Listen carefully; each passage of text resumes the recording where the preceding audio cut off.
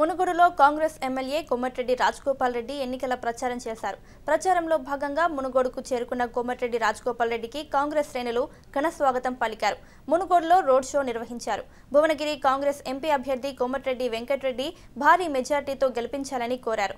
రాహుల్ ప్రధాని కావాలంటే కోమటిరెడ్డి వెంకటరెడ్డిని గెలిపించాలన్నారు. కాంగ్రెస్ అధికారంలోకి రాగానే ప్రతి పేద కుటుంబానికి ఏడాదికి 72,000 రూపాయలు ఇస్తుందని కోమటిరెడ్డి రాజగోపాల్ రెడ్డి చెప్పారు.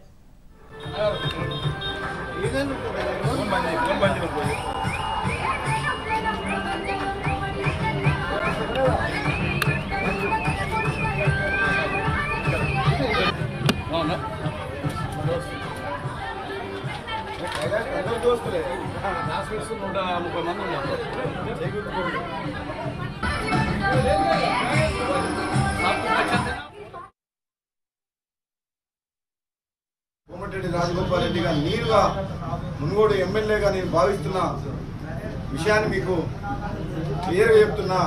కేసీఆర్ కేటీఆర్ అహంకారానికి తెలంగాణ ప్రజల ఆత్మగౌరవానికి జరుగుతున్న పోరాటం.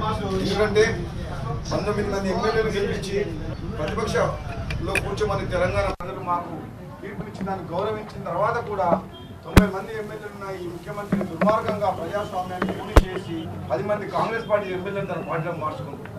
ఎంత దారుణం అంటే ఒక మానవత్వాన్ని మంట కలిపి నియంతలాగా పరిపాలిస్తున్న కేసీఆర్కి బుద్ధి చెప్పాల్సిన అవసరం ఉంది. తెలంగాణ ప్రజలు, ముఖ్యంగా భువనగిరి నల్గొండ నియోజకవర్గ ప్రజలు, మీరందరూ ఒకసారి ఆలోచన చేయండి. తెలంగాణ ఇచ్చింది సోనియా గాంధీ కాంగ్రెస్ పార్టీ. 2 సార్లు అధికారంలోకి ఇచ్చిన తర్వాత కూడా ఆయన అహంభావం ఏ విధంగా ఈరోజు 10 మంది ఎమ్మెల్యేలు కొని 3 నెలలైన మంత్రివర్గం విస్తరణ చేయకుండా, ఈ మంత్రివర్గంలో కూడా ఒక్క మహిళని మంత్రిగా చేయకుండా మహిళలను ఏ విధంగా అవమానించిండు. ఇవన్నీ చెప్పుకుంటూ పోతే 36 సీట్లు ఇస్తే చక్రం తిప్పుతా అంటుండు. 16 కాదు 36 ఇచ్చినా మన కేసీఆర్ ప్రధానమంత్రి కాలేడు.